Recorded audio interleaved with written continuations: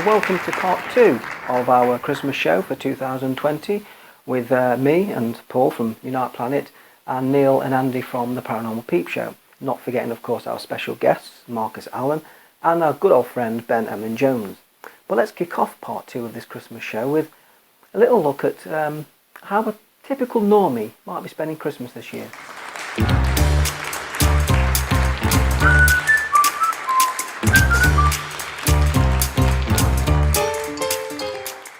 You enjoying Christmas? Yeah, it's not a problem here. What do you mean?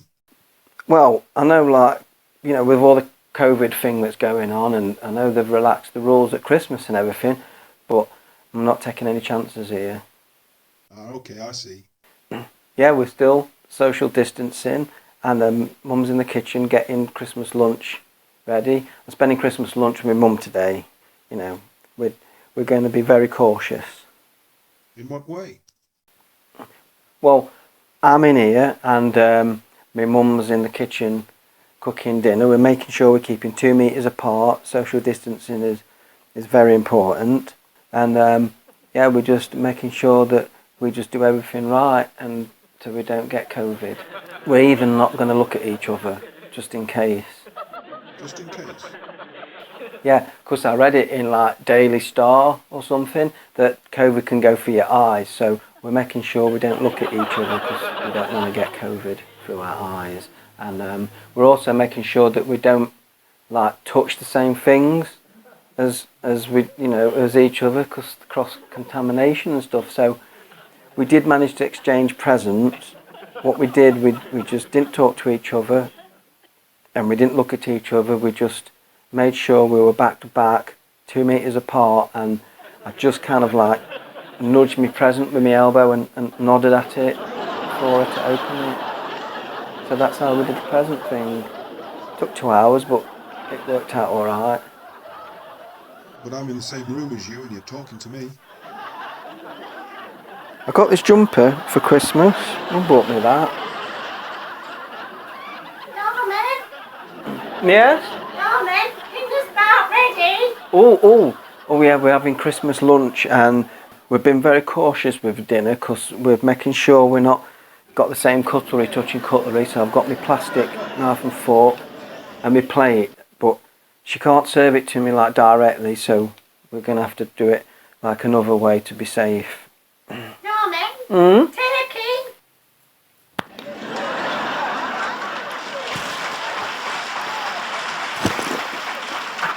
Fixing blanket? Edge! Do you want some, please? Please.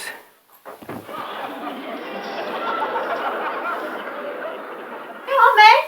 Yes? Some gravy? Yeah, no, I'm fine. I'll eat it as it is. Okay. I'm just mainly looking forward to the Christmas pudding.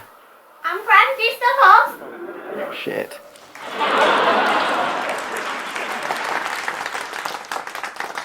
Ding dong. There is another doorbell ringing. Who could that be? Shall we have a look, everybody? Hi, Andy and Neil. Great to see you both. And hi, everyone. And thanks for inviting me on your Christmas show. We interviewed Colin. Hi, Colin. We interviewed Colin back in October, talking about his film, The Lawson. How are you, Colin?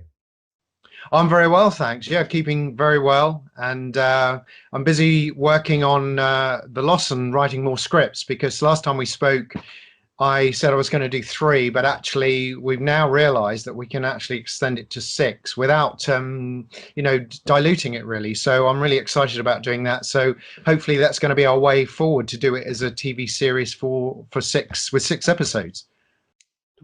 So you got the Lawson film online again, have you? Yes, so The Lawson's online now. You can watch it at www.thelawson.com.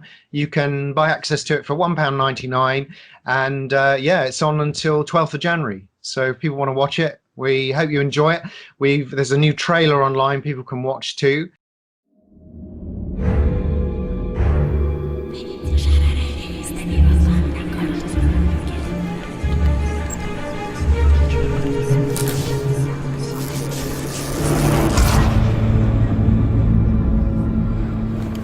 in the strangest of moments, these unfulfilled dreams will keep hunting you out. Like the wind searching for a tree to twist, they worm their way closer and closer, even through the cracks in the glass.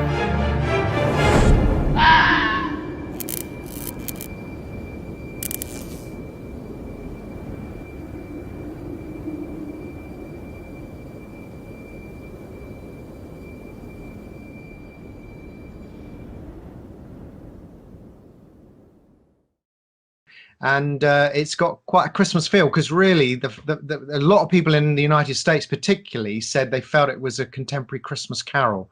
So it's quite festive time to watch The Lost, I think. Do you have any ghostly stories that you could tell us as well, Colin? Well, I've got a story actually, and it's quite relevant now because of Christmas. And, at Christmas, we all want to be with our loved ones. And, my father, he passed away in 2007. And a psychic said, you'll always know when he's around because the pictures will actually be crooked. And quite frequently, the pictures in the house are actually on a slant, and we're always having to put them back. But more recently, my niece and I were in the sitting room, and we actually saw one of the pictures move. Both of us saw it. So it was kind of like weird. I mean, people might say it's something to do with the hook or something, but actually it did actually move. So in a way, clearly my father's around, and we're clearly having to keep moving the pictures back, but it's nice he's coming around to see us. So yeah, that's an interesting one for us. And what other ghostly experiences have you had? Well, interestingly, it was actually another experience with the same niece, and she was only about 8 months old, and my sister and her husband and the other children had gone to a wedding, and they asked me if I'd look after my niece, and I thought, okay, I will. And I couldn't get her to settle. She was crying and crying, and I had to go around and get the neighbor to see if she could help me, and she did get her to settle eventually. And I was standing holding her in my arms, and suddenly I felt like there was a presence in the room, and I looked up and I actually saw my mum, who died about 3 years earlier. She was standing in the corner of the room smiling at me, and she looked exactly as I'm looking at you or somebody in the room, solid, and then she just disappeared. It was quite amazing, but just thinking about it, it was interesting that it was the same niece who saw the picture move. So maybe together maybe there's some psychic thing or something. But yeah, well, that was an amazing experience, very comforting experience actually. So my two kind of ghostly experiences in a way have been quite positive. And how are you going to be spending your Christmas time? Well, I'm going to be spending some time with family over Christmas, and I think it'll be a quiet one, really, as it probably will be for most people this year. But I think this year it's just something simple. I think is the key thing, really. And over the last few years, I've always felt Christmas can be overindulgent, and it's I think it's over the top. And I like the idea of just the winter festival in a way. It's the idea of celebrating something a bit more wintry and enjoying the season, really. And for me, I always find it inspiring for writing. So I'm sure I'll be doing a bit of writing as well. So which for me isn't work. So it's kind of like it's something I really enjoy doing, and I'll be going for walks and often on my own, because that's when I get my inspiration. So I like the winter season, really. I enjoy it. I like all the seasons, but winter I just find so atmospheric, and obviously Christmas and Christmas lights and things like that. So, but yeah, no, hopefully it'll be fun. Right. Thanks for joining us, Colin. Have a great Christmas, and we'll see you next time. Cheerio. Yeah, well, Bye. you too, and thanks guys for having me on the show. It's been great fun, and you have a great time this Christmas, and everyone watching, and I'll look forward to seeing you next year, hopefully, and to tell you more news about The Lawsons. So, and don't forget to watch it, www.thelawson.com. Thank you. So we're going to take a break here on the Paranormal Peepshow Unite Planet Christmas special. Thanks very much so far to Ben Emlyn Jones, Marcus Allen, Andrew Chaplin, Johnny Sinclair, and Paul Northridge up in the corner with his Christmas decorations galore. You're really outdoing all of us. So we're going to come around yours for Christmas. We're going to be your six people in your bubble. So join us in a minute.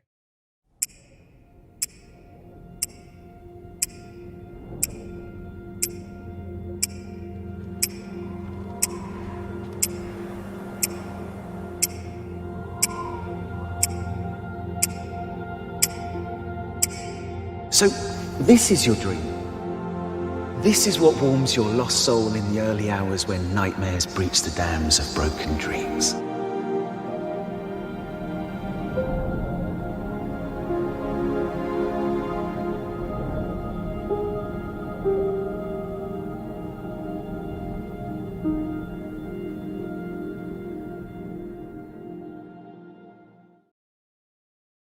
Hi, welcome back to the Paranormal Peep Show in conjunction with Unite Planet for our joint Christmas special, where you are listening to myself, Neil Geddes-Ward, Andrew Chaplin, Ben Emlyn-Jones, Paul Northridge, Johnny Sinclair, and Marcus Allen of Nexus Magazine. Hi, guys.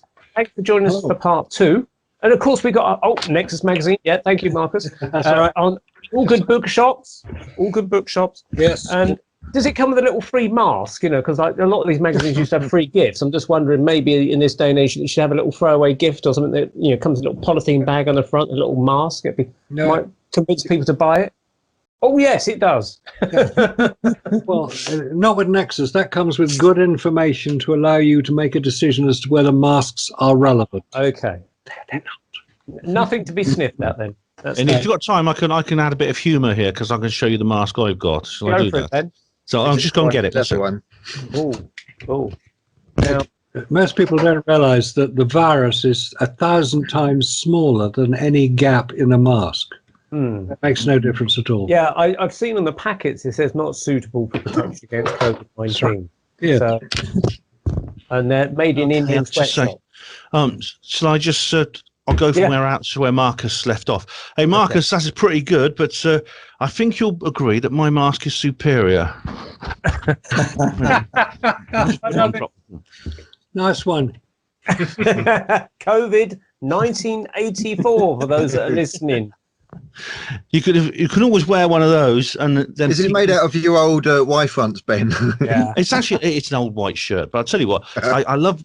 You know, I know that you can get exemption certificates and things like you were talking about, Neil. But, you know, I love wearing that, actually, because people come up and ask me what it means. And I've had a couple of times that's happened. I've got a few more with subversive messages on, too. So that's another option of getting back at the system, you know, that makes you wear these horrible things. Same effect you would have had when you walked around Oxford wearing your tinfoil hat.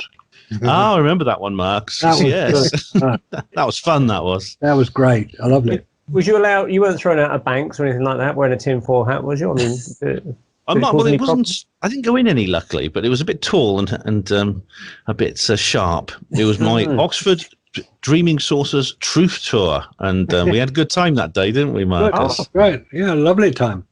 Excellent.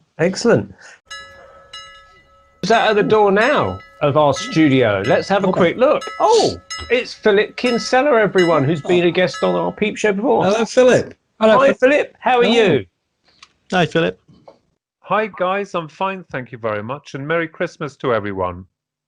And how's 2020 been for you so far, Philip?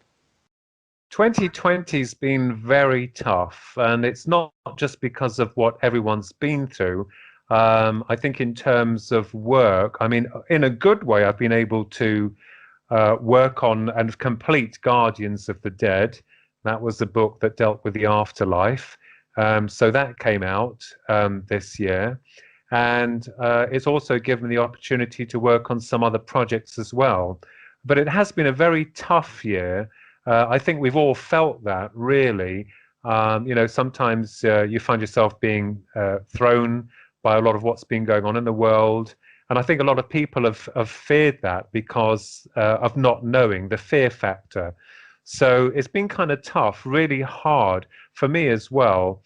Not just, you know, I think it's important that people are honest, because sometimes people don't talk, they don't really say what's really going on. But, you know, there's been a few occasions where I've been anxious, a little bit low. But it's good that we've had the connections on the internet and Facebook and, you know, other media outlets so that we can stay in touch with one another. And I think that's an important tool. Can you imagine what it would have been like if we had no one to communicate with, bar from the old telephone? So that's been a blessing. And I think a lot of colleagues and associates have kept our spirits high in terms of, you know, helping one another, inspiring one another, motivating one another, and that's really, really helped. So I'm really grateful for all the people that I know that have really helped me, you know, and support me in those areas, because we all need supporting. We all need that help. We all need that motivation, not just me, but other people. So it's been really hard, but it has given me a chance also to focus upon my future. So I've got a lot of ideas about where I want to take myself within that future, and I'm sure that we do have one. And what plans have you got for next year then? The plans I have, I think that I'm going to be working on several new projects. Of course, my passion is ufology and life after death. They both kind of like, you know, I know I've written more books on UFOs than the afterlife, but I think the main drive for me is when you're looking for the truth and you want the truth.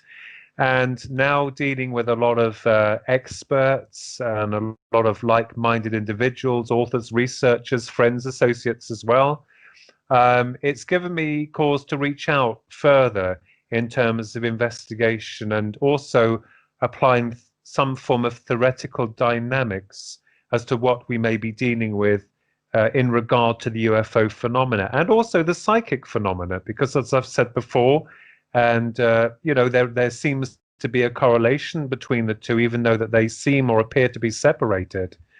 So I'm going to be working on several new books for next year, and if all's well, I mean, you know, I'd like to travel a little bit and see where that leads me.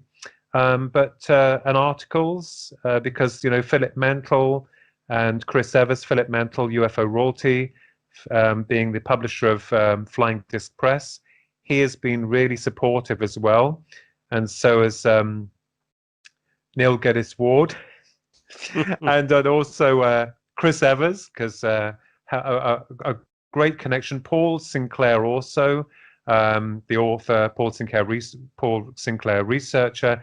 And also I've got to say that our American associates like Dr. Arena Scott, Earl Grey Anderson, Peter Robbins, Kathleen Marden, Terry Lovelace, and many others have been a real support to me. And, you know, it's really nice to know that we have that connection, that link that's abroad as well as just in England.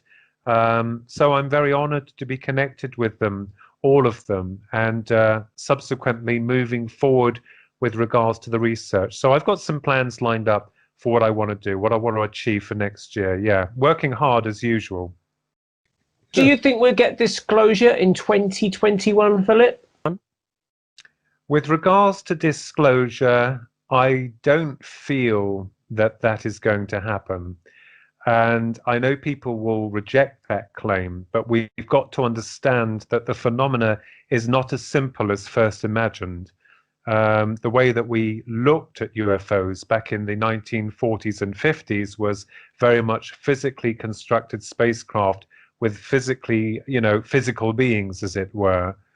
We're finding out now that the phenomena is operating on a far more complex level, because, as I've always said, there are two components to this. One is the physical part, and the other one is the integration on a very strong conscious level with regards to the connection of what goes on in terms of UFO encounters or abductions. It's not like they're going to land on the White House lawn. I mean, if they did that, I mean, there'll be uproar and they may be blasted for the face of the planet. And I don't think it's as simple as that. I think the phenomena is far more complex and structured. And I believe that a lot of people may not get their heads around it. So this disclosure, you know, we've been hearing this for many, many years. And you also get cases where recently that's come out within the media about, you know, the Navy's admittance into the UFO phenomena being real. And then all of a sudden it goes quiet. It's buried. And we find this theme constantly going round in circles. So we haven't really come anywhere since the inception of the Roswell New Mexico crash landing of a apparent UFO, which I believe was a craft of unknown origin. We're still where we were all those years ago.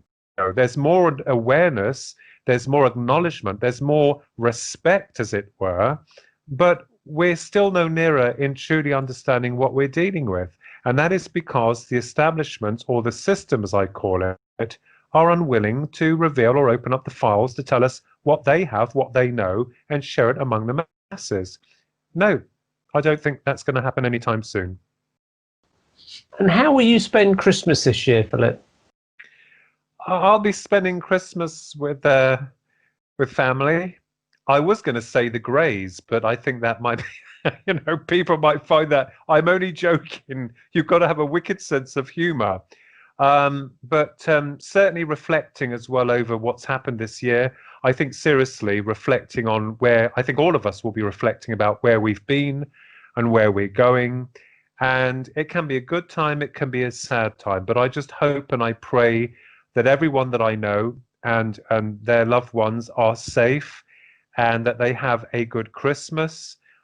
Because, even in light of what we've gone through, we still have to enjoy ourselves, so it's not all doom and gloom.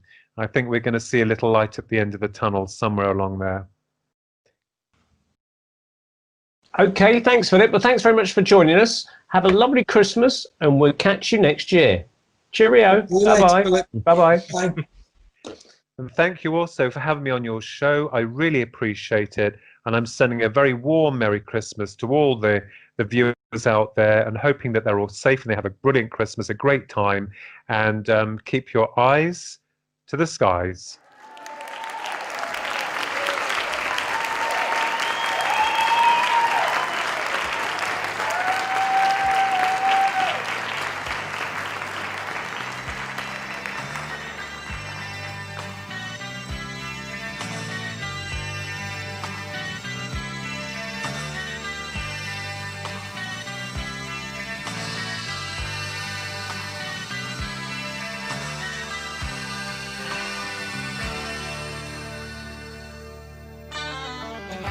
He's gone 2,000 miles. It's very far. The snow is falling down. It gets colder day by day. I miss you. The children will sing. He'll be back at Christmas time.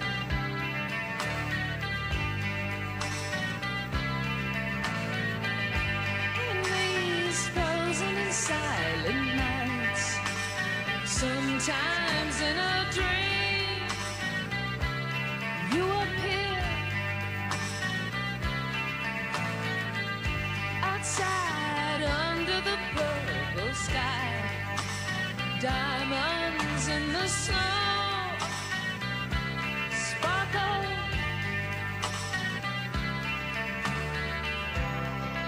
Our hearts were singing. It felt like Christmas time.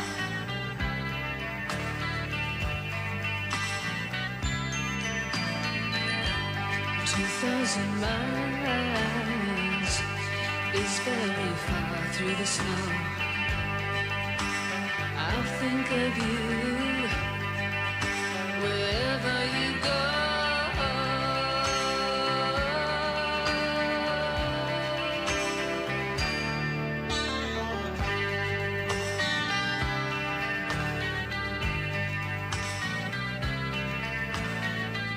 He's gone 2,000 miles. It's very far. The snow's falling down. Gets colder day by day. I miss you. I can hear people singing. It must be Christmas time. I hear people singing. It must be Christmas time.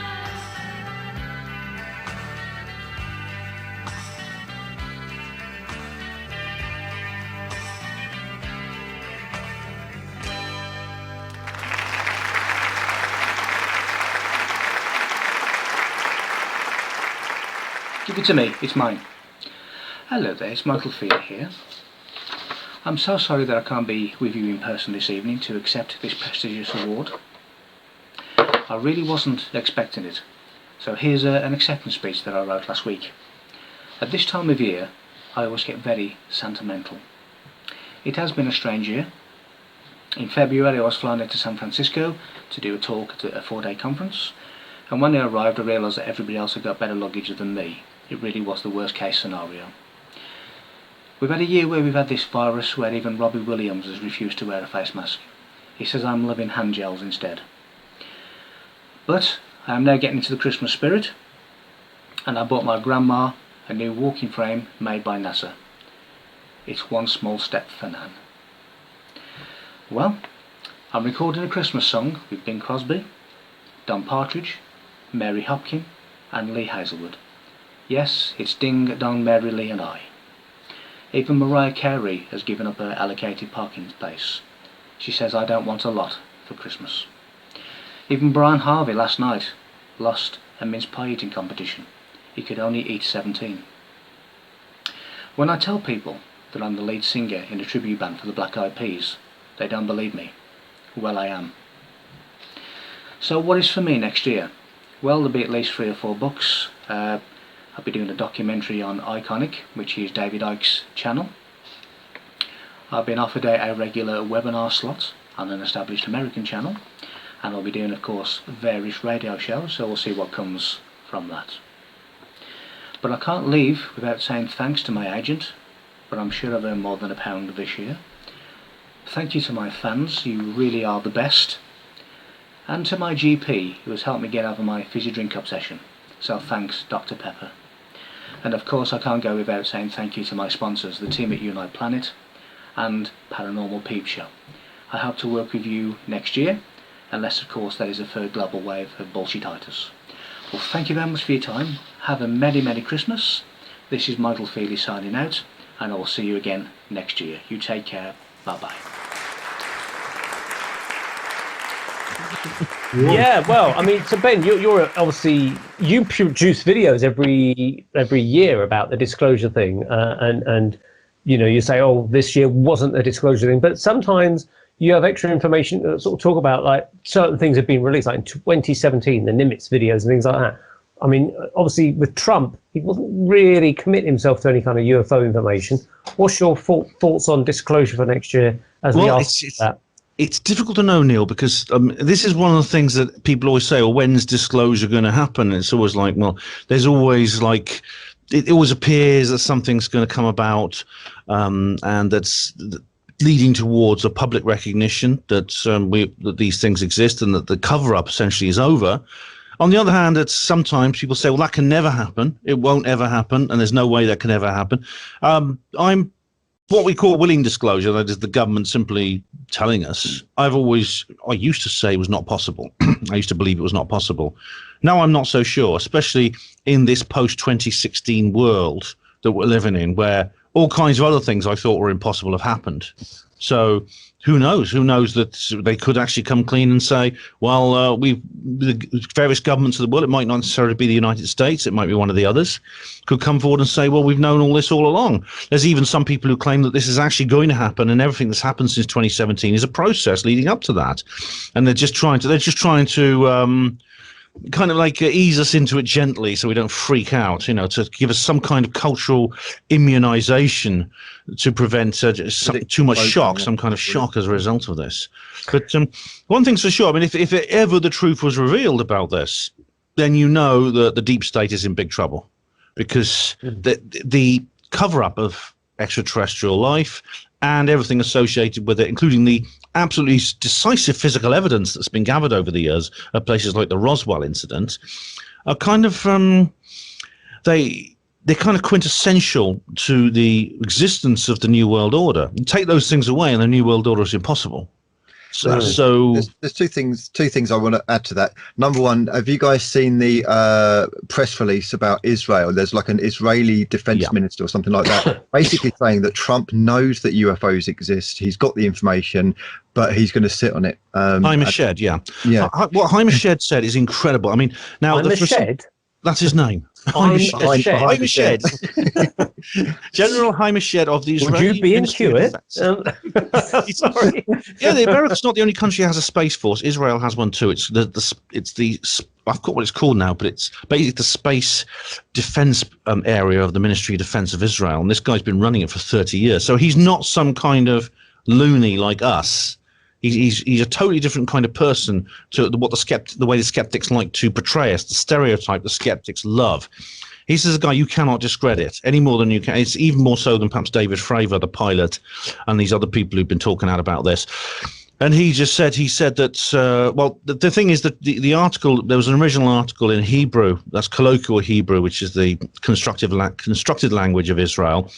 And that original article was never translated by the publication that put it out. It was translated later by others, such as the Jerusalem Post. He said they used the word Galactic Federation, but when I actually ran that through Google Translate, it came out as it was actually Space Unity. So it's maybe a slightly different meaning, because Galactic Federation sounds a bit Star Trek-y, doesn't it? But so I think this is why people are going to try and discredit him a bit. But I honestly don't know where this is going to go. I mean, I don't know whether he's going to say any more. I know he's writing a book. I'm curious to read it. I hope that will be translated. But for someone in his position, especially since the Bereshit moon landing failure, has turned the eyes of Israelis, certainly, towards the sky. And it's a very, very small country with a small population.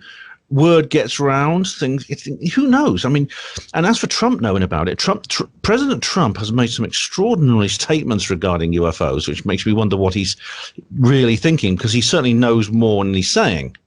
When he said, "Oh, I've heard a bit about it, but I don't really believe it, not particularly." He's been briefed. He's definitely been briefed. So we've also got this very strange kind of like thing going on at the moment. I personally think it's human, but who knows? It could be like the crop circle thing, the monoliths, the strange silver monoliths. Yeah. I believe most are human, and I say that because some of them have rivets. However, it could be like the crop circle effect. So there could be some aliens that are doing crop circles, but also some humans tagging on and doing their own. There could be some monoliths, who knows, that are alien, but then humans do their own. What are your guys' thoughts on that? And more importantly, why? What's going on here? Well, at the last count, there are 12 monoliths now. From the Utah one, which is the original one. It's interesting that once people discovered it, and they started looking on Google Maps to find out if it had existed before it was identified by those rangers, it had been there for 5 years before anybody spotted it. Huh. And they traced it on Google Maps, because you get Google Maps are updated quite regularly. Obviously, in Canyonlands National Park, which is where it was, it doesn't happen very often. But I think it was October 2016, which was the earliest point that it was identified. And then one appeared in Pennsylvania outside. Oh, where's he? Oh, here we go. One appeared in Pennsylvania outside Joe's Candy Store. And there was another one in Colombia near Bogota. There were 2 in Belgium. One in Romania, which we heard about. There were 3 in Britain, 1 on Glastonbury Tor.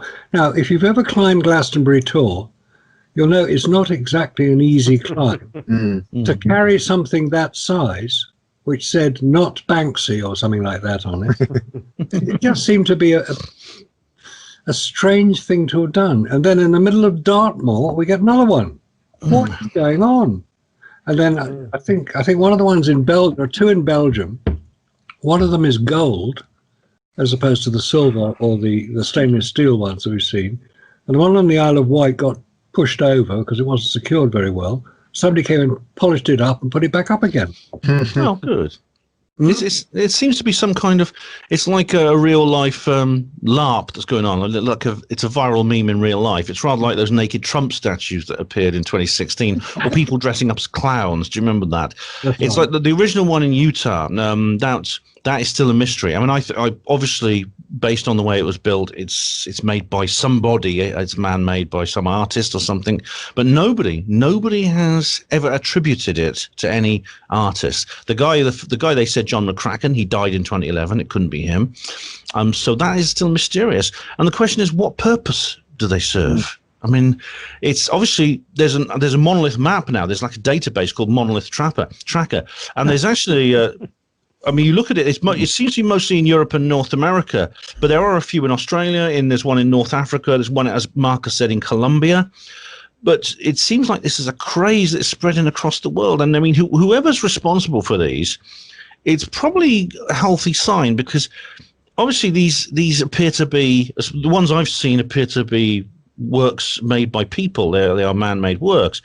But it's obviously people have an open mind now to the mysterious, which maybe they didn't have before, which is probably quite healthy. It is. Could it possibly be to do with a film? Because going back to the clown thing, Ben, apparently that was when It was about to come out, and the whole clown thing was a bit of a kind of like a promotional thing for It, as it turned out. Do you think this Monolith thing later on down the months could be some kind of like prelude to some alien film or something about monoliths?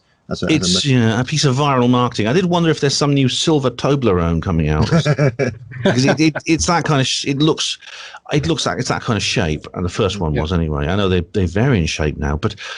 I don't think there's a big plan behind it as such, as far as I can see. They appear to be located in random areas, although some of them are in significant locations, like the one at Glastonbury Tor. And I've climbed Glastonbury Tor a few times.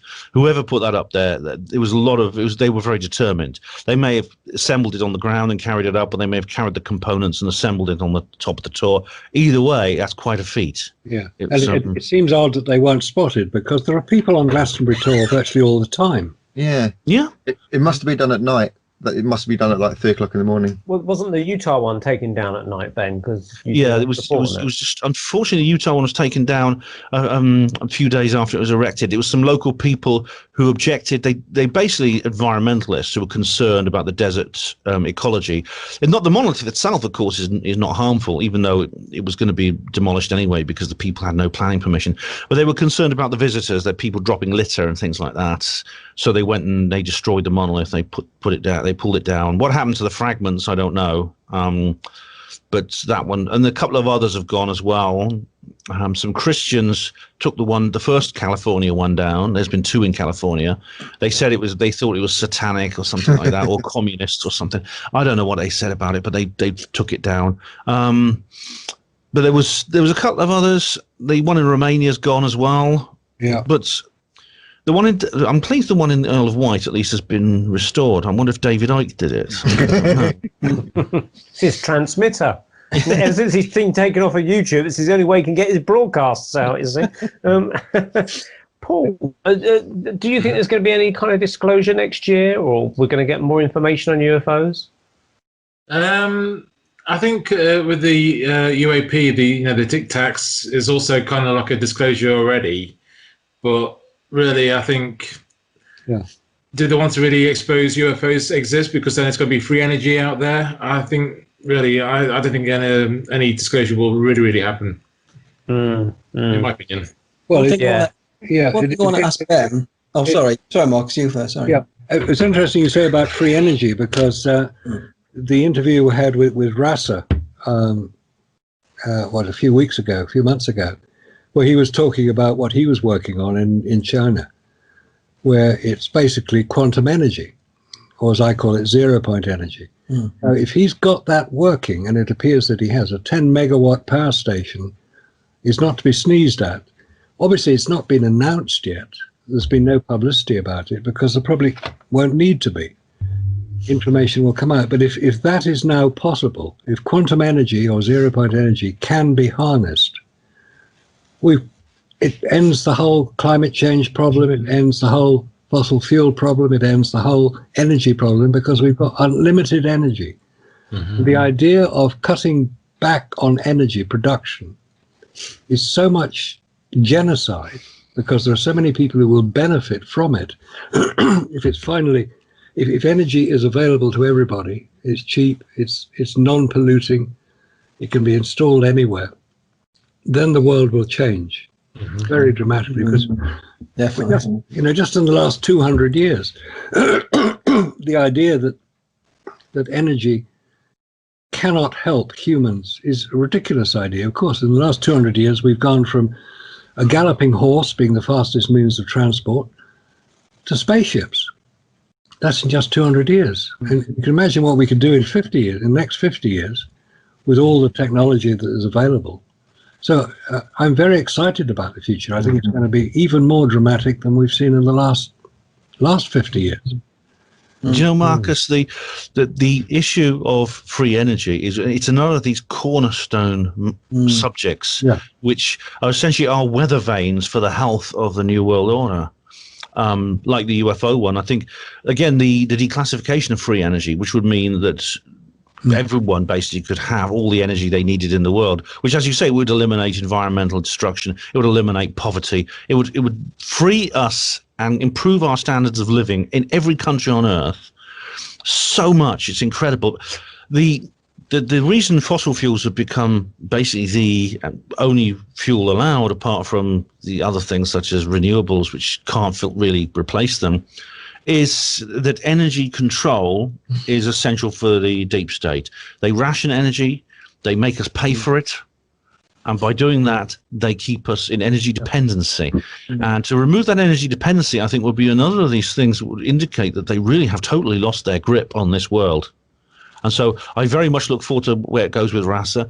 I've just been watching, actually, the Fire from Water, the one about the cold fusion cover-up, which is another very interesting documentary.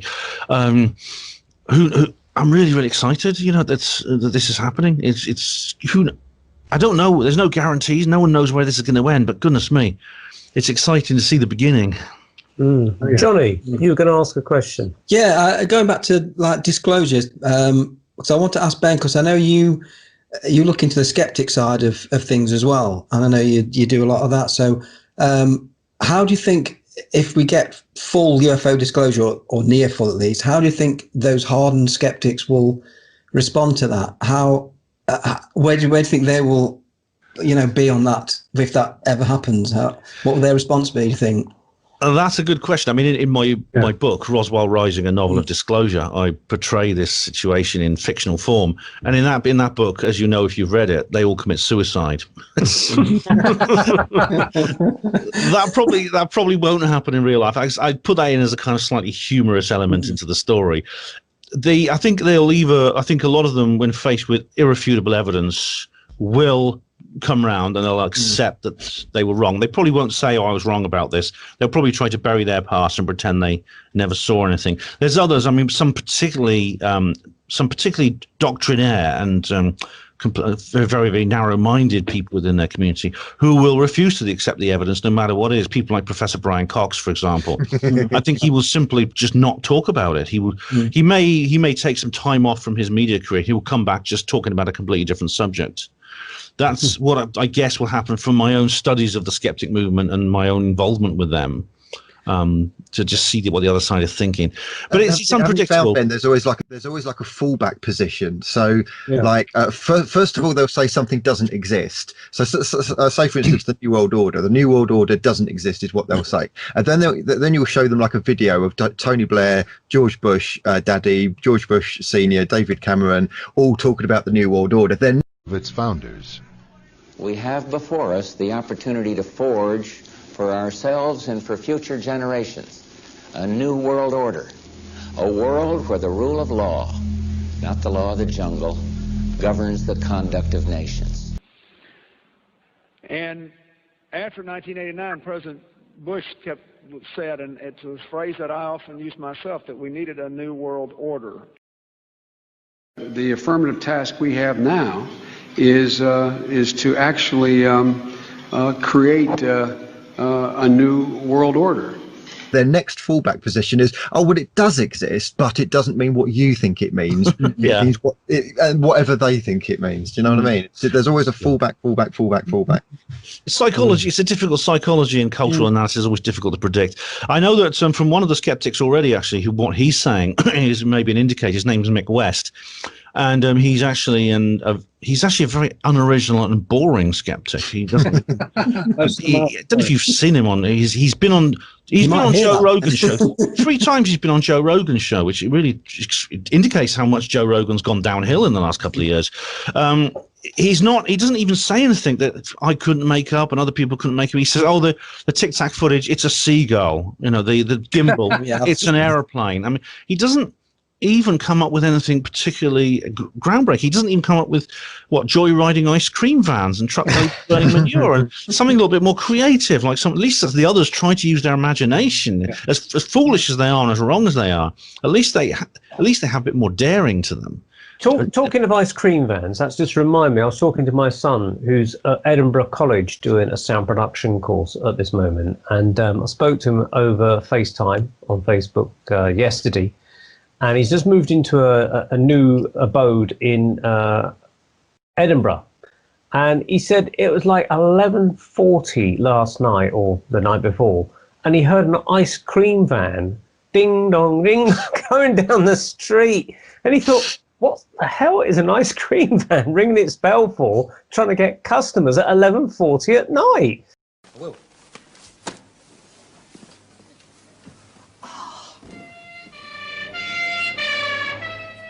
He's not going to sell much ice cream going at that speed, is he? And he thought, this place is weird. It was just baffling, you know. And I thought, yeah, I mean, unless it's some sort of new way of people selling drugs on the streets of Edinburgh, you know, they bought an old ice cream van. They go around sort of like, you know, come and get your smack or whatever, ding dong, you know. Really weird. I mean, what little kids are going to go out and get an ice cream at 11:40 at night? Crazy, isn't it? Especially in December. Crazy. Kids, isn't it? Yeah. Talking of ding dongs, I hear a doorbell. Wow, that's good Ding time. dong, ding dong. Hey, everybody, it's Ronnie Kinsella. Hey. Hey. Hi, Hello, Ronnie. Hello, Ronnie. Welcome to the Paranormal Peep Show. We've just been speaking to Philip earlier. How are you? Hi, guys. And how's all your projects been shaping up for this year? They're fine. They're all finished. I'm not working on anything else at the moment, but I will be next year, which will be a better year, I think. And what sort of projects have you got lined up for 2021? Yep, I'm working on a book called The Infernal Deception. That probably will take about a year to write, because I've got to do some research and whatnot. But I'm looking forward to that. I'm going to also have it illustrated, so the pictures will take some time.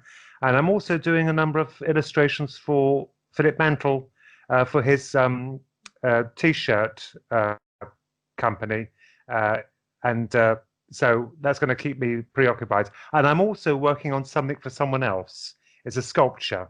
It's like a digital sculpture. So that the creature, I can't say what it is, but he's going to take some time. It's going to be a bit of a challenge, but I can do him. And have you got any goals set for next year, like learning new software? Because I know you're pretty keen on learning all these new art machines and things. No, not at the moment. I think the shock of 2020 has left a bitter taste in all our mouths, I think. But I think I will I will try and perfect my art, because there's always room for learning more and more on the ZBrush, the 3D art I actually will use. So I shall be working on the art, because trying to make them look, the monster effects look more realistic. You know, I'm never happy with a piece of art I do. Others are, and I'm grateful for that. But being the artist, you're always critical, and you always find something that niggles you. So it'll just carry on with that, I think, with the art. That's going to be marvelous. I love the art. Could you tell us about any paranormal happenings that's happened in your family, Ronnie? Yep. My uncle Bob, bless him, is departed. He's gone, bless him. But he actually, I remembered I think it was the early 80s, He was a very down-to-earth chap. He was a builder. He was a jack of all trades. It's your typical lovely bloke, my Uncle Bob. I'll never forget when he told us that he had seen a UFO. And this is a man who was really down to earth. And we went to see him and my Auntie Betty. And I couldn't believe it. You know, this old man, he sat us down and he was telling us about having witnessed this gigantic cigar-shaped ship. I think he stated that it actually came out of the ocean because they lived near the sea, and he used to take his dog walking along the beach when he saw this thing rising up out of the water. It was enormous. And something about all these lights going up into it or coming out. But, you know, back then I had not much interest in UFOs. So it was extraordinary that he relayed this story to both Philip and myself. And I was absolutely gobsmacked. You know, a builder, my Uncle Bob, sitting down, and he even said, if you don't believe me, I don't blame you. And I said, Uncle Bob, I do. You're the most straight-laced bloke around. And he was telling us about this gigantic cigar-shaped silver ship rising out of the water, the ocean. And I don't know what happened after that. I can't remember. But it shook him up. I remember the gossip at the time when he saw it, and it was all hush-hush. I mean, we're talking about the 80s, and, you know, it was all like taboo. But he actually relayed that story to Philip and myself, and I'll never forget, I was actually shell-shocked. And, I mean, it wasn't even for me tongue-in-cheek, because I actually believed him. I knew what he saw was what he said he saw. And, you know, for a gentleman like him, that really was extraordinary. The funny thing is, when he had relayed that, I let it go. I forgot about it for years and years, because I really had no interest in the UFO enigma, even though we both had seen these things. It's as if something just pushed it aside until you see more and more of them later on in life, and then you really do want to, like Sherlock Holmes, get to the bottom of it. Methods of deduction, although they haven't helped at all, really, because we're still none the wiser. But that's my story about my lovely uncle, who was down to earth and an honest man, a good chap. How are you going to spend Christmas this year?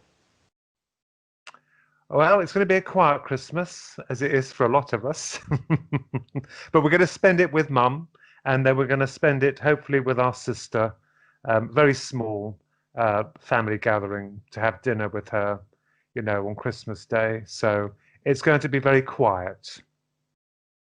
Okay, thanks for joining us, Ronnie. Have a lovely Christmas, and we'll catch you in 2021. Cheerio. Thanks for joining us. Thank you very much for having me on your wonderful show, and may I wish you all a happy Christmas. Well, there we go. That was Ronnie Kinsella, everybody. Twin brother of Philip. So in case you thought you were seeing double, no, you wasn't. They look alike and sound alike, and they even have the same interests. So it is very hard-pressed to know one from the other. But there are minute differences in their DNA that only I can spot. Anyway, so ice cream vans. Ronnie Kinsella, where are we going next with this? Difficult to find a segue, isn't it? Yes, a stunned silence. So, guys, who on Unite Planet have you lined up a list of people you're going to interview next year? We're kind of in the middle of it in a way, aren't we, Paul? I think a lot of them are returning ones. Yeah. We've got Mark Conlon. He's agreed to, and Michael Feely as well. Yeah. And we may pop over to Oxford sometime and see if Ben's in. Yeah, that'd be good. Great. You'd be very welcome. It's been a while. I think you know it's. I think it's due. Definitely. Anyone else? Have we got anyone else, Paul, lined up? I think it's always got to be Andrew Johnson. I think he's always. He's a regular, yeah. He's only just down the road from you, isn't he? He's like a neighbouring village almost, isn't he? That's right. Just ring him on the board. He's only a mask's width away or something, isn't he? Yeah. So, I mean, are you in a kind of a certain tier in your area? You know, like tier 1 or 2 or 3? We're in 3. 3. That's pretty heavy stuff then. Yeah? I mean, do you see any evidence of it being, you know, like in the sense of, have you heard of anyone saying, oh, they've got COVID-19 or anything like that? My uncle is has just come down apparently with COVID-19, but all the symptoms are of flu. So, you know, And it's one of them, isn't it? It's one flu of them. season. All the flu Yeah, records seem yeah. to have disappeared off the scale or something. Is that right, Andy? You saw something about that? Like there's no records for flu this season or something? I'm not sure about there's no records for flu, but I am very suspicious that flu is actually now being not misdiagnosed, being construed as COVID. Conflued. Yeah, conflued. I mean, the data and statistics of it all is just an absolute mishmash of just. I can tell you something that is kind of, I suppose, anecdotal, but from a trustworthy source. A friend of mine, I won't name her, but she has an auntie who sadly became very depressed and she killed herself. She hung herself, unfortunately. She tested positive for COVID. So guess what was written on the death certificate? Yes. COVID. Oh, really? She died from COVID, apparently, even though she actually sadly took her own life. If you kind of take that as a micro thing and expand it out, and then you think about the doctors that have been writing COVID on their death certificates, and there's been YouTube videos of doctors stating that they're being pressured into writing COVID on the death certificates. And also the same person that I was talking to has had another couple of deaths in the family and has spoken to funeral directors, 2 separate funeral directors for separate people. And they've basically said that there is no extra uptake in terms of the amount of bodies they're seeing coming their way. The deaths are as per usual, as per normal. This time of year is slightly more because of the flu season. So, yeah, make of that what you will, really. So there's no coffins with barcodes on, that kind of mass productions thing, you know. Buy 2 get 1 free on the old undertakers, anything like that? No. Do you know what the one of the funeral directors said? Kind of not exactly off the record, but kind of to one side, away from the actual funeral itself. Because my friend's quite vocal in terms of how she feels about it. She thinks it's a load of BS, basically. He basically said at some point, someday, the world will look back and look at what a complete farce and absolute whole scam the whole thing has been, basically. So, and that's coming from a funeral director, not, tinfoil hat or kind of, Dave down the road. This is somebody who deals with death all the time. He was absolutely convinced it's a complete scam. There is a virus, but it's the numbers and the hysteria around it that is very much in question with this guy. And then he said, "Excuse me, whilst I go and do another TikTok video." Big, big booty, what you got a big booty. Big, big booty, what you got a big booty. Big, big booty, what you got a big booty. Big, big booty, what you got a big booty. Yeah, well, this is it. I mean, this is the thing. I've had big old debates on mainstream sheeple, as we kind of like call them, about this kind of thing. So there's 2 things I want to kind of like know about, actually, as a kind of prelude to this. First of all, do you remember in China when we had the secret video footage of someone in the streets and there's people just dropping down dead everywhere in China? Saw it on BBC, saw it on ITV, everywhere, just people dropping down dead, blah, blah, blah, blah, blah. Literally in the streets, walking along and just dropping dead. Why isn't there a single person that has been filmed in the West doing that if it's the same virus? That's number 1. Number 2, we're told that black people and ethnic people are more susceptible to it and have a more chance of dying.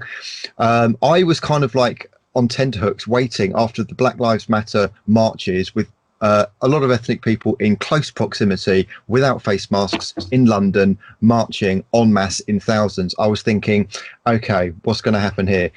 Either there's going to be a massive spike, an absolute massive spike in cases in about a week's time, because obviously you've got to take into account the time of people getting infected, spreading it around and showing symptoms. Nothing. There was no spike. Why are we getting a spike now, apparently, as opposed to the BLM marches? I kind of lost track. Where was I with The only Spike I know is Spike Lee. But it's a different... So there's that. And What was I talking before? I said, I know I think what they want to do is the reason they're saying there's a spike now is because they want to justify continuing the lockdown. This is because they've got the vaccine rolling out now. They can hardly say right now, oh, it's okay, it's going away, because people will be less likely to have the vaccine. And Pfizer won't get their trillions. I think they're getting out. Yeah. This is the hottest big pharmaceutical product that's ever come on the market. I mean, it really is. Did you see Matt Hancock crying on the news? Oh, God. Just simple words there, reacting it. You're quite emotional by that. Well, it's just, it's been such a tough year for so many people, and there's William Shakespeare putting it so simply for everybody that, we can get on with our lives. And Good God. I mean, there's freeze frames of him actually smirking. So he's kind of like, he's doing his hiding it, isn't he? Yeah. And he's a worse actor than he's a worse actor than Joe Cox's sister. It's just so creepy. It's just I don't think they could find a frame where he's not smirking, could they? Really? Yeah. He makes them. He makes the mayor of Minneapolis look like Laurence Olivier. So this thing, the virus, as I understood it, it doesn't get rid of COVID-19. It doesn't protect you. It just diminishes the symptoms. So you're still a carrier, supposedly, if you go out in the streets. So in a sense, it makes you, gives a false sense of security. Would that be right? Yeah, sounds about right. Yeah. So you can still go around spreading the virus if you've got it, but feel a lot better. So you're almost like these asymptomatic people that they're talking about that spread the virus that don't feel you carry it on your hands and things, and you carry it on your body and carry it everywhere. It's like, I tell you what's really doing harm. The lockdown is doing real harm to people. Yes. There's people who are, it's one of the awful things I saw, was a horrible thing I saw, was, I don't know which country it was in. It's not Britain. It depends on the law of the land. But there's some old people in old people's homes who are now so down because they haven't had contact with their relatives for so long that they're actually, it's voluntary ending of life, they call it. But the doctor can actually help them can actually kill them in some countries now. Really? Wow. And there's nothing they could live a bit longer. I mean, they're old, but they're not ill, but they're mentally ill. Yeah. And there's people, I know a Cornish lady actually whose sister used to run a restaurant. It was voted the best restaurant in Cornwall. It's shut. I mean, I don't know if she may be able to reopen again sometime, but right now she might have to sell up. But she may not be able to afford to keep going and have to sell it, and it'll be getting bought up by some big corporation. So this is really harming small employers, small businesses, the self-employed, really badly. I just remember what I was going to say, actually. Kind of my mind went off a little bit. I remember what I was going to say.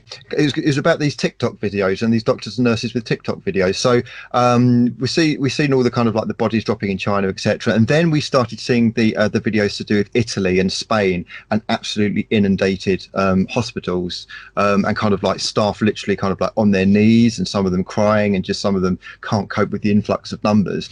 We were told the same thing is happening in the UK of hospitals becoming inundated. Would a doctor who's been dealing with death all day and patients dying on ventilators and kind of like having to deal with grieving families, would they suddenly go dancing around on TikTok, happy, joy? We need to ask, would they get time to rehearse these classy dances as well? Because they're all pretty synced up, It's a bit like the dancing on ice, except it's dancing on TikTok or something, isn't it? This is it. If they're synced, that means they've had some practice. So if they've got practice, where are they getting the time for practice if they're supposed to be exhausted on the floor? I don't know about you, but if I was dealing with 20 people on ventilators and dealing with 15 different families grieving, the last thing I'd want to do is start going, la, la, la, la, la, la. Well, I mean, I was actually on the inside of this thing for a long time, most of my life. But I mean, doctors do have quite a sick sense of humour, I must say. I mean, it may be something to do with the survival, but thing is, Ben, I get that. I get the dark humour. I get the gallows humour. The police have it, and the army have it. I do get that. But would you be that happy? Would you be that happy? They all seem as though they're actually quite bored. They all seem like they are. I can tell you, I'm still in touch with people on the inside, and even though I'm out of it now, and they tell me that there's the COVID quarantine zone, and it's never been more than half full. and they've spent billions on this. They set up these Nightingale hospitals. All the major teaching hospital where I live in Oxford has been basically been cleared for action, and it's actually a lot quieter than normal because they're actually not they're not actually admitting people like they used to. So a lot of clinic cases, a lot of GP referrals, they're just not happening, and they're just sending people home to be treated in the community where they would normally be. They would normally say, "Well, admit them." And so basically, the hospital generally is it's bracing itself for the storm, which means it's very, very quiet there indeed. But the storm has not come. This is it. The quarantine zone is it's almost empty. I mean, they do have a few patients, obviously, but they say never more than half full. This idea that hospitals are being inundated is a lie. It is. It is. We should be getting ghosts of COVID, shouldn't we? You know, these people should be coming back saying, yes, I died of COVID, to confirm it. I heard an interesting story. Colin Wilson, the author, who has written quite a few paranormal books, he said that after the tsunami of 2004, where about 300,000 people around the Southeast Asia areas wiped out in the tsunami, different islands and regions around there, 300,000 people died, allegedly, approximately, I should say, correct myself. And he said pretty much after that, there was a plague of poltergeist activity around all those areas, of all those people. I'm not saying 300 spooks, but let's say, for instance, 10% of those 300,000, maybe 30,000 people who doesn't believe in the afterlife suddenly became trapped between this world and the next, and they're trying to do poltergeist stuff to kind of get people's attention. That's quite a lot of spooks, isn't it, really? I mean, moving your fridge magnets about or whatever it might be, like Andy said happened. I have a possible theory about what might be gelling this all together. I'll run this by you guys and see what you think. What if the Illuminati, the deep state, the dark cabal are worshipping or being guided by dark demonic entities, whether they're dark aliens or dark demons or whatever? And what if the bargain is this? The dark entities say to the Illuminati, we will protect you and you will be absolutely fine, in the same way Hitler kind of like views his generals and Stalin views his generals. You'll be all okay so long as you enslave the entire race, and it's got to be done by this particular time, because maybe the dark guys know that the light guys are maybe coming in to kind of maybe help mankind, ascend mankind, work with mankind, and the last thing they want is that. So they want a dark kind of like closed down society. So this virus and all of the absolutely freedom sapping laws to do with all of this, and this great reset, you've probably heard about this great reset that they were talking about basically turning the whole globe into a communist state. Do you guys think that all of this lockdown, freedom sapping bullshit is to enslave mankind in preparation for the actual physical return of these dark demonic beings? I can answer that immediately. Yes. Yeah. Word. That's precisely what it is, and they are up against it. They are up against the stopwatch here. I think time's running out, and this is why they're pushing it so hard now, and they're taking risks. They're risking exposure. The whole coronavirus thing is a part of that. I always thought it'd be some big global war or even a fake alien invasion, but instead they've chosen something far less obtrusive and far less dramatic, but it has the same effect. It allows the government to take complete control of society in preparation for what they call, was it in that the Illuminatus trilogy, immanentizing the eschaton, they called it, basically where they go for their final takeover. Hopefully, obviously we don't know what's going to happen, but look how many people can see it. Look how much resistance they're getting. Look how many good people there are fighting back. And even like the president of the United States, he's on our side. He's one of us. He's a conspiracy theorist. They're calling him that. I think they would have factored in so many people would have woken up, but do you think they would have known that so many are actually waking up, and prominent people as well? There's a lot of, as we know, a lot of people high on the medical, got qualifications as doctors, so high up are speaking out. There's so much, and more are coming out, and you just think that this can't last for that. It can't last for that long. Surely there's something's got to give. Things are changing actually, because up to a point people are confused by what's been going on. They've heard about this virus and they see all the problems and people dropping dead and all the rest of it, and they're thinking, well, where's all that coming from? And then they're getting all this other information You know, what's been going on? Now, I saw a very, very short but interesting interview yesterday with, you know, Candace Owens in America. Oh, she's brilliant. Yeah, very, very impressive lady. Yeah. She's 9 months pregnant, but she hasn't given up. She is taking out a lawsuit against the fact checkers on Facebook. Yeah. Because she posted on her Facebook, she posted an extract from an article in the UK Spectator magazine by a fully credentialed doctor who was making some comments about the virus and all the rest of it. And she got fact-checked for that, and it was taken down.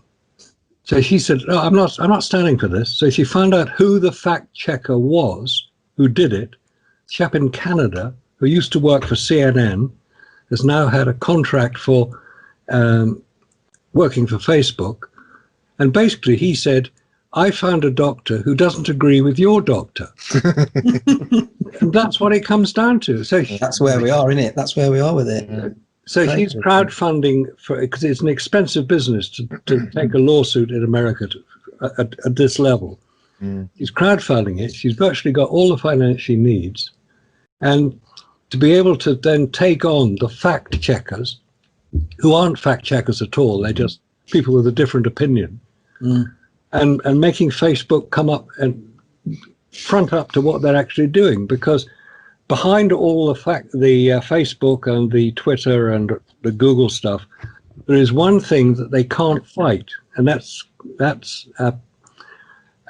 Section 230 of the 1997 Communications Act in America, which allowed platforms to be considered differently from publishers.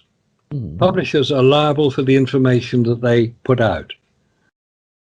Platforms are supposed to be able to put anything they want out, you know, assuming it's not libelous or not libelous, and it's not illegal. They're not supposed to monitor or censor it. They just put it out. They're a platform. They're not a publisher. Now, if they become publishers, all bets are off, because they can't continue to do it.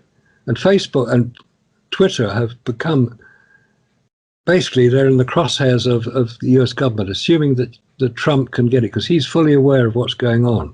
And it may well be that Trump will prevail, because he has over half the country behind him, supporting him, not being as vocal as some of the Biden's laptop matters. Sorry, Black Lives Matter.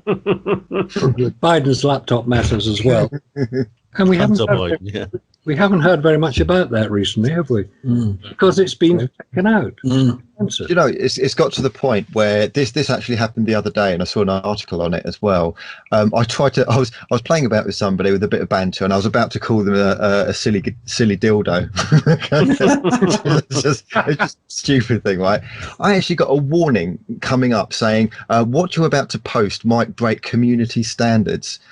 And I was just thinking, so now they're cracking down on swear words. So it's not just wrong thinking opinions. It's you know, naughty words, or kind of like, you know, sexually connotated words. You know, at what point do we actually kind of have like a little Big Brother kind of Stasi kind of paper definitely tip, the thought police there, isn't it? Word, telling us what we can and can't do. Definitely the thought police. Would you mind thinking into this bag, sir? You know, it's just mad. So that's part 2 of the Christmas show. Hope you enjoyed it. I'm just on my 3rd sherry. Yeah. We're going to close this part with a classic from Boney M. Cheers.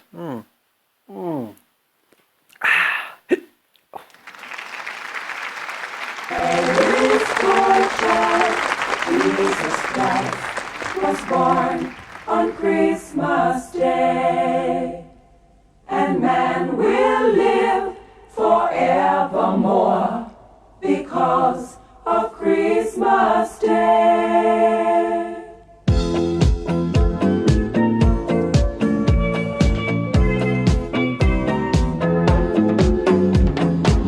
Long time ago in Bethlehem, so the Holy Bible said, Mary's boy child, Jesus Christ, was born on Christmas Day. Hark now, hear the angels sing, a king was born.